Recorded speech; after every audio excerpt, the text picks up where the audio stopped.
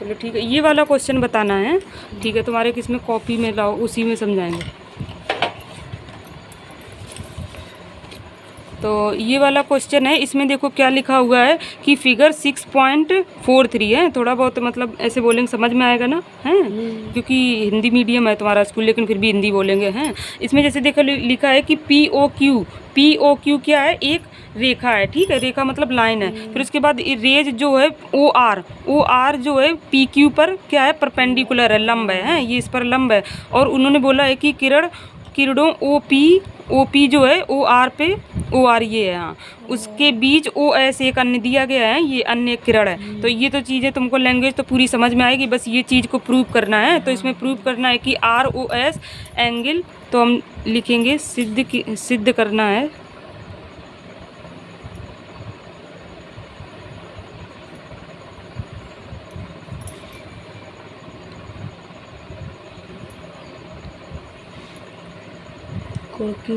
QOS minus angle POS। ठीक है, तो अभी हम इसको फिगर भी, चलो फिगर हम इसी से देखते रहेंगे, हैं। सबसे पहले हम क्या करेंगे, हम यहाँ पे लिखेंगे राइट हैंड साइड। ये लेफ्ट होता है, ये राइट होता है। तो हम ऐसा करते हैं, प्रूफ वाले में ऐसा होता है, अगर तुम राइट हैंड साइड लेके चलो और अगर तुम्हारा लेफ्ट आ जाए तो बस ये हैंड्स प्रूव्ड हो जाता है। और अगर तुम कभी कभी ऐसा करो, लेफ्ट ले लो तो राइट को सॉल्व कर दो। तो इसमें हमने राइट क्यों लिया है, राइट हैंड साइड हमने इसलिए लिया क्योंकि यहाँ इस साइड थोड़ा ज़्यादा लिखे हैं एंगल, तो उनको हम कुछ उनके ऐड करके लिख सकते हैं, प्लस करके लिख सकते हैं, माइनस करके लिख सकते हैं, जिससे कि हम उनको जब कैंसिल करेंगे तो पूरा एंगल ROS आएगा। ठीक, हमने इसलिए राइट हैंड साइड लिया है। अगर तुम रीजन पूछो कि ये वाला क्यों लिया, तो राइट हैंड साइड हम सबसे पहले लिख लेंगे। ठीक है, तो एंगल QOS, ये साइन किसका होता है, एंगल का, हैं, और ये होता है एंगल POS। ठीक है, तो हम सबसे पहले क्या करें, फिगर को भी देखते रहेंगे कि हम एंगल QOS को हम लिखेंगे यहाँ पर सिंस। ठीक है, सिंस मीन्स होता है चूंकि। ठीक है, हम यहाँ पे लिखेंगे कि एंगल QOS हैं, एंगल QOS को हम क्या लिख सकते हैं, तो हम यहाँ पे सबसे पहले जो वैल्यू हम यहाँ पे लिखेंगे वही फिर हम इस लाइन में पुट कर देंगे, हैं। तो एंगल QOS को हम क्या लिख सकते हैं, 90 डिग्री प्लस एंगल ROS, आ रहा है ना समझ में, हैं, एंगल ROS। ठीक है, ये हो गया। फिर उसके बाद चलो हम इसकी भी यहीं पे लिख लेते हैं, क्योंकि अभी हमें फिर इसकी भी ज़रूरत पड़ेगी ना। तो एंगल POS, और देखो तुम्हें ऐसा लिखना है, अब तुम्हें ये भी थोड़ा सोच सकते हो कि जैसे हमने राइट हैंड साइड लिया है और हमको लेफ्ट हैंड साइड लाना है, तो तुम ऐसा करोगे QOS एंगल को तुम ऐसे पार्ट में डिवाइड करोगे, उसको ऐसे पार्ट में ब्रेक करोगे जिसमें कि एंगल ROS आ रहा हो। एंगल ROS देखो आ रहा है, हैं, एंगल ROS आ रहा है। तो हम ऐसे पार्ट में उसको डिवाइड करेंगे जिससे, और ROS एंगल क्यों लाना है, क्योंकि हमें लेफ्ट हैंड साइड में वही प्रूव करना है। तो तुम यहाँ से ये समझोगे कि अब हम POS को भी ऐसे एंगल में ब्रेक करेंगे जिससे कि उसका लेफ्ट हैंड साइड में जो ROS एंगल होना चाहिए, हैं, जिससे कि फिर उससे कुछ ना कुछ कैंसिल होगा या तो कुछ ऐड होगा, ऐसा कुछ होगा, तो आंसर हमारा आ जाएगा। तो हम देखते हैं अभी आएगा कि नहीं। ठीक है, तो हम एंगल POS को लिखेंगे। अब एंगल देखो POS तुम्हारा क्या है, POS ये है एंगल POS फिगर में, हाँ लिखना पड़ेगा ना। हाँ, एंगल POS को तुम क्या लिख सकते हो, अच्छा ब्रेक करो ROS के एंगल, बताओ हम क्या लिखें। उसमें ROS एंगल भी इंक्लूड होना चाहिए, और मतलब कुछ भी करके तुम कैसे बताओ इसको, कैसे लिखोगे, मतलब POS को कैसे वो बदलोगे, चेंज करोगे, ROS के टर्म में बताना है तुमको, नहीं आया समझ में। तो देखो एंगल POS को हम क्या लिख सकते हैं,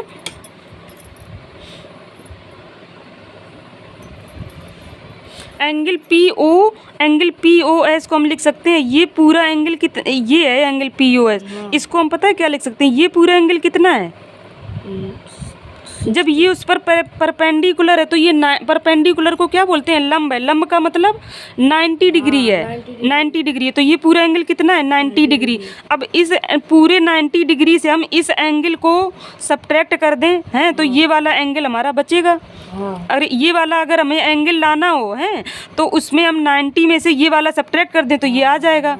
जैसे ऐसा नहीं होता, जैसे ऐसे कुछ बना हो फिगर में। अब जैसे ये वाला एंगल अगर 30 है तो बताओ ये एंगल कितना होगा, तो तुम ऐसा ही तो करोगी, अगर ये पूरा 90 है तो 30 उसे सब्ट्रैक्ट कर देंगे तो ये 60 आ जाएगा। हाँ। तो वही हम कह रहे हैं। तो एंगल POS को क्या लिखेंगे, 90 डिग्री माइनस एंगल ROS। ठीक है, एंगल ROS। अब देखो हमने दोनों वैल्यू ये रख दी। अब हम लिखेंगे पुट, इसको हम क्या बोल देंगे, इक्वेशन नंबर 1 है। अब हम लिखें, हाँ थोड़ा बहुत इंग्लिश बोलने समझ में आ रहा है ना, तो लिखेंगे पुट मीन्स रखना होता है। Put the value in equation 1 है। इन इक्वेशन 1 में हम ये दोनों वैल्यू पुट कर देंगे बस।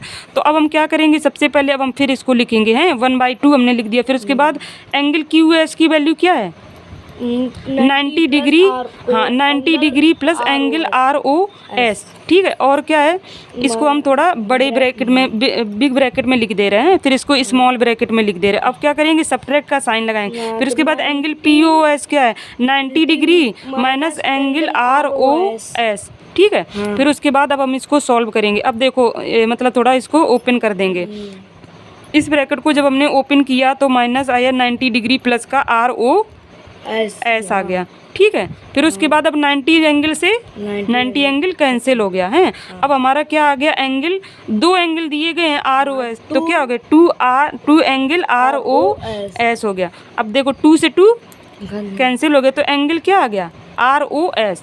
हमने राइट हैंड साइड लिया तो हमारा क्या आ गया, लेफ्ट हैंड साइड आ गया। तो हम क्या लिख देंगे अब यहाँ पे, हैंस प्रूव्ड। हैंस प्रूव्ड का मतलब होता है इति सिद्धम, ये हमारा सिद्ध हो गया। ठीक है, देखो ऐसे ही बस इसको सवाल को करना। अभी देख लो एक बार, नहीं आया समझ में, आ गया ना। ठीक है, अब अगला वाला क्वेश्चन बताओ जल्दी, कौन करना था, मुझे लगता है शायद फिर ये वाला करना है। ये वाला निकाल, 11 नंबर। हाँ 11 नंबर ये वाला आप दीदी कल बताएंगे। इसमें अच्छा, हाँ ये वाला कल बताएंगे। ठीक है, चलो 2 सवाल तुम्हारे कल बताएंगे हैं, बाकी सारे आज बता दे रहे, डाउट क्लियर कर देंगे। फिर उसके बाद एक है 50 वाला है, 77 आया है जिसमें 5 नंबर। ठीक है, चलो अगले पेज में करें हैं।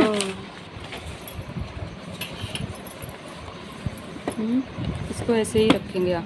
तो कौन सा वाला करना है, जैसे ये वाला फिगर है। ठीक है, सबसे पहले हम फिगर देख लेंगे, फिगर इसमें बनाएंगे नहीं, इसी बुक से देख लेंगे। ठीक है, तो ये वाला हमको क्वेश्चन करना है। क्वेश्चन नंबर क्या है, 5 है, 5 वाला क्वेश्चन नंबर करना है।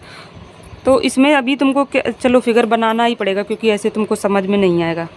ठीक है, जैसे हमने ये क्या कर लिया, थोड़ा प्लेन कॉपी लाया करो हैं, तो प्लेन कॉपी में ऐसे वाले रजिस्टर मंगा लो पापा से, स्पायरल वाले, इनको स्पायरल रजिस्टर बोलते हैं।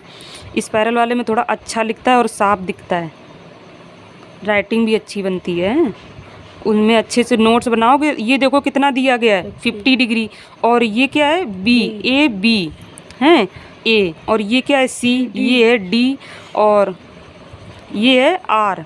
नहीं R ही तो है ना, मतलब ये R, ये D यहाँ पे है थोड़ा, है R यहाँ पे है।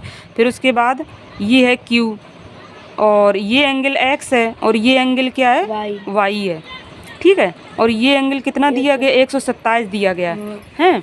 तो XY का मान क्या है? अब XY का एंगल हमको, एंगल X की वैल्यू क्या होगी ये पूछा गया, और एंगल Y की वैल्यू क्या होगी, क्या होगी ये पूछा गया है। ठीक है, तो हम सबसे पहले देखेंगे इसमें, देखो एक तो इसमें ये लग रही है, मतलब सबसे पहले मतलब चीज़ देखो, जब ऐसी 2 समांतर रेखाएं होती हैं तो उसमें जैसे एक ये त्रियक रेखा काटती है, जो है ट्रांसवर्सल रेज, जो त्रियक रेखा ये काटती है, तो उसमें ऐसा होता है, ये वाले जो मतलब इस विपरीत वाले जो कोण होते हैं ये इक्वल होते हैं। जैसे ये 50 है तो ये भी इसका 50 होगा, है, जैसे ये 50 है तो ये इसका 50 होगा, इसको हम बोलते हैं विपरीत कोण। ठीक है, तो ये 50 है तो ये 50 होगा, तो ये वाला x की वैल्यू, इसी से हमने इसको निकाला है, x की एंगल क्या आ गया, एंगल x आ गया 50। ठीक है, हैं, फिर उसके बाद अब आया हमारा ये वाला y एंगल हमको निकालना है। ठीक है, एक और इसमें प्रॉपर्टी लगती है, एक और प्रॉपर्टी इसमें लगती है, देखो ये वाली ऐसे लगती है, ये वाली, जैसे अब ये जैसे त्रिभुज बना हुआ है, कभी भी ये दोनों प्रॉपर्टी देखो तुम याद कर लेना, अगर नहीं है तो हम जब ये चैप्टर पढ़ाएंगे तब हम बता देंगे। एक ये प्रॉपर्टी लगी, एक दूसरी नंबर की ये प्रॉपर्टी लगी, जैसे कोई त्रिभुज बनाओ, ये त्रिभुज है ना, ट्रायंगल, तो इस त्रिभुज में अगर जैसे एक ये एंगल दिया हो और एक ये एंगल दिया हो, जैसे ये x है और या मान लो ये एंगल 3 दिया गया है, ये दिया गया है 2 डिग्री है, या 3 या 2, तो ये वाला जो एंगल होगा ये इन दोनों के योग के बराबर होता है, 5 आएगा। मतलब इनका जो बाहर का कोण होगा किसी त्रिभुज के जो मतलब इसमें वही एक वो लगती है कि बाहर वाला जो इसका त्रिभुज का कोण होगा किसी भी त्रिभुज के बाएं कोण जो होते हैं उसके विपरीत अंतःकोणों का योग के बराबर होता है। ये वाली प्रमेय लगेगी, इसमें लिखी होगी पीछे, वो देख लेना है। तो इसमें वही देखो ऐसे ही लगा हुआ है। तो हमने क्या किया, देखो अब तुम्हें कुछ भी नहीं करना, अब बस तुम्हारा क्वेश्चन सॉल्व हो गया। तो देखो अब आ गया ना ये समझ में, ये कैसे लगाया गया। तो देखो एंगल एक्स प्लस, देखो वैसे ही बना है ना ये है, angle x plus angle y equal to 127 degree. Angle x क्या है आपने अभी निकाला है, 50 निकाला है, ठीक है। फिर उसके बाद एंगल वाई हमको नहीं पता, चलो यही हमको निकालना है।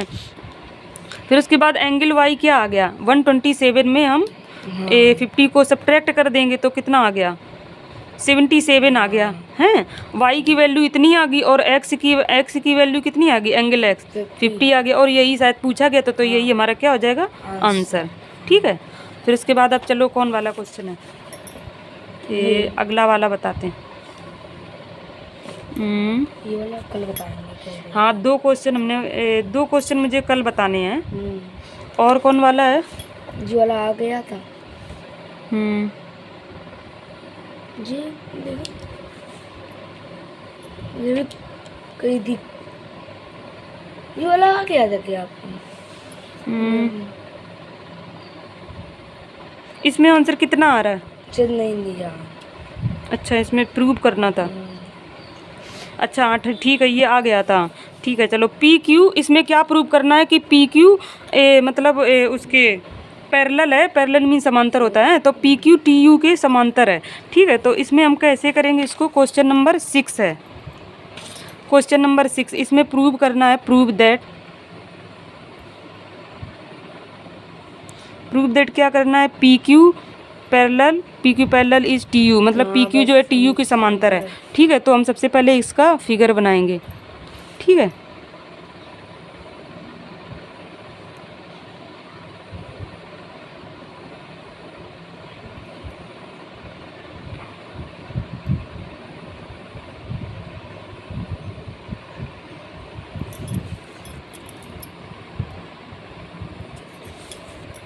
ये वाला एंगल है 30 और ये वाला एंगल है 36 और ये वाला एंगल है 66 और ये वाला है 150 हैं। इनका वो क्या लिखा हुआ है, ये है P, ये है Q, ये है P, ये है T, ये है U और ये है R, ये है S, ठीक है। इतना दिया गया, तो हमको प्रूव करना है कि PQ इसके समांतर है TU के, ठीक है।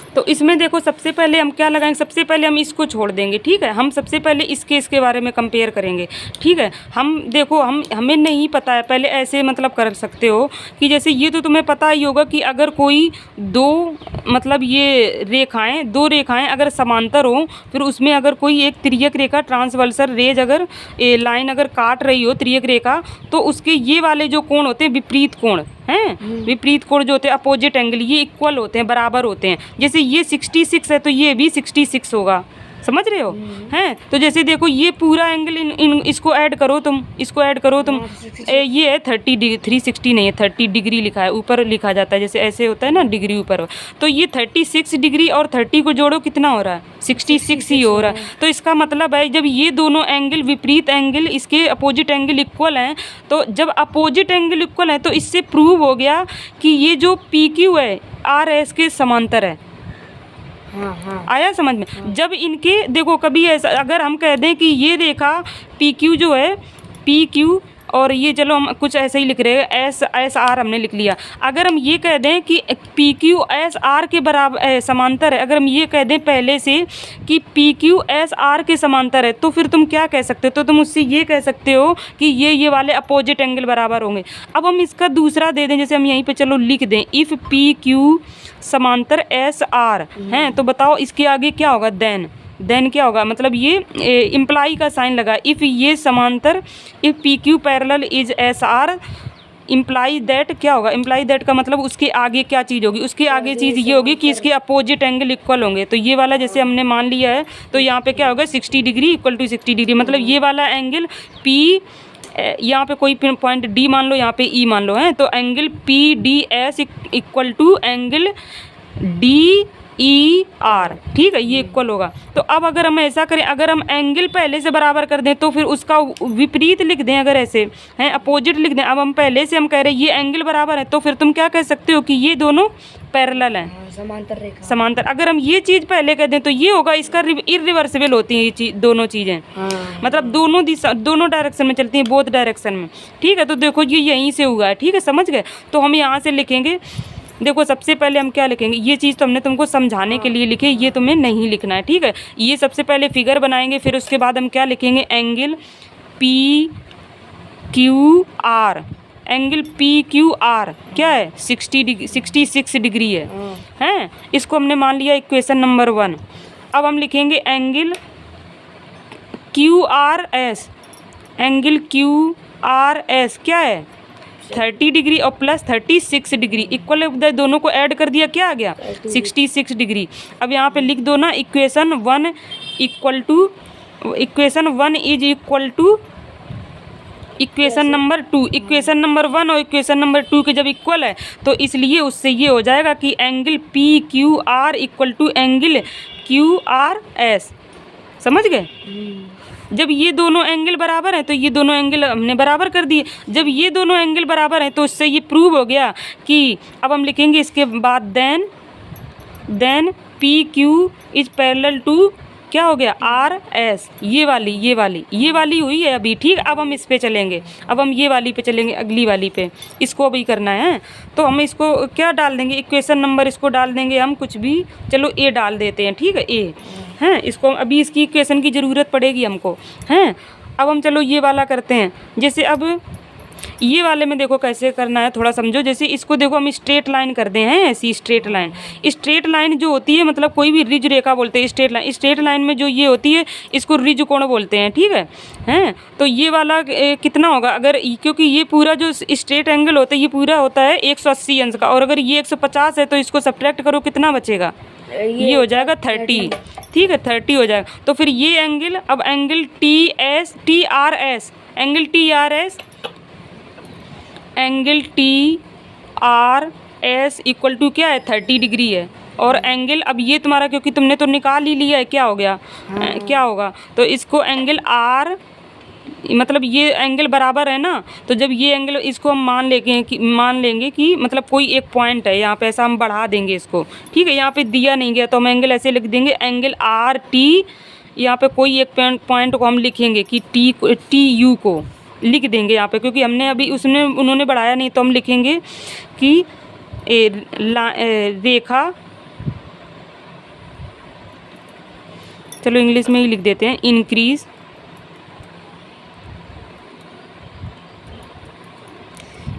द लाइन टी कौन थी, टी यू थी ना, increase the line T U till S कोई पॉइंट इसमें दिया है, अगर दिया हो तो फिर नहीं लिखेंगे, एस दिया है, इसका मतलब ए बी मान लो, है बी तक हम उसको बढ़ा रहे हैं। तो इस फिगर को थोड़ा ऐसे ऐसे करके डॉट डॉट करके यहाँ पे बी तक बढ़ा देंगे, हैं। तो फिर अब वो जब हमने बी तक उसको बढ़ा दिया तो फिर एंगल, अब हम कहने में आसानी होगी, तो angle R T B, angle R T B क्या हो गया, वो भी 30 डिग्री हो गया, क्योंकि ये 30 है, ये 30 है।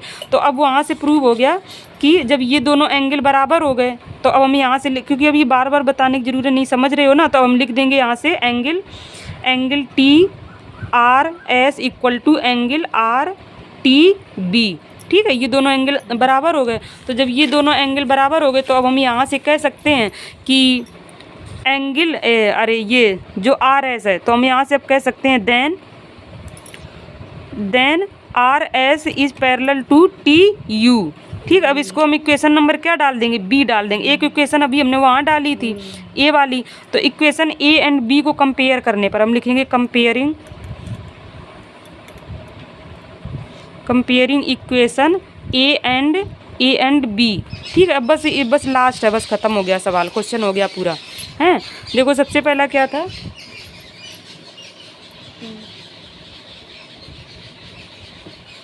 ठीक है, चलो अब ये लास्ट क्वेश्चन है, फिर इससे ज़्यादा तुमको शायद समझ में नहीं आएगा, हैं। फिर उसके बाद देखो हमने जो इक्वेशन ए एंड बी को लिखा है बस कंपेयर करना है। तो हमने पहली वाली इक्वेशन पर ए क्या लिखी थी, इक्वेशन ए हमने लिखी थी P Q parallel R S, P Q parallel R S, ठीक है। और ये वाली पहली वाली एक इक्वेशन है, और फिर दूसरी वाली क्या है, R S parallel to T U. तो इसमें ऐसा ही होता है बस। अब यहाँ से लिख देंगे हम डायरेक्ट, यहाँ से हम डायरेक्ट लिख देंगे कि पी क्यू समांतर टी यू। अब इसको लिख देंगे हैंस प्रूव्ड। बस ये सिद्ध हो गया हमारा क्वेश्चन, ठीक है। ये थोड़ा देखो ये लॉन्ग हो गया है क्वेश्चन, लेकिन समझ में आया है कि नहीं। देखो ऐसे समझ लो फिगर से, अगर यहाँ से नहीं समझ में आ रहा है, जैसे ये मान लो एक है रेखा, हैं ये एक है रेखा और एक ये वाली है, ये है पी क्यू, हैं यही वाली लिख रहा है, और ये तुम्हारी कौन है, टी यू है, और ये तुम्हारी कौन है, आर एस है। देखो हमने सबसे पहले प्रूव क्या किया कि पी क्यू जो है आर एस के समांतर है, और ये वाली जो है इसके समांतर है। तो ये वाली दो बार आ रही है, तो जब ये इसके समांतर है और ये इसके समांतर है तो ये इसके होगी। बस यही लास्ट में हो गया प्रूव। क्योंकि ये देखो यहाँ पे बीच में एक बार इधर आ रहा है इधर आ रहा है, तो ऐसे समझ लो, चाहे बीच का कैंसिल हो गया, ये लास्ट वाला बच्चा ऐसे समझ लो। अगर कोई चीज़ इसके इक्वल हो है, ऐसा उसमें भी हो, अगर कोई चीज़ इसके इक्वल हो और ये इसके इक्वल हो तो ये इसके इक्वल होता है, ठीक है।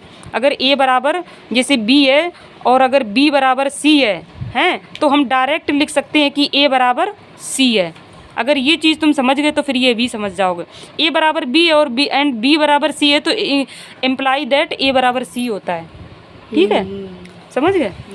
चलो इतना ही रखे ना, क्योंकि फिर तुमको ये लगेगा कि क्वेश्चन मतलब काफ़ी, अभी इनको रिवाइज भी करना, अभी तुमको ऐसा भी नहीं है कि सारे समझ में आ गए हो अच्छे से।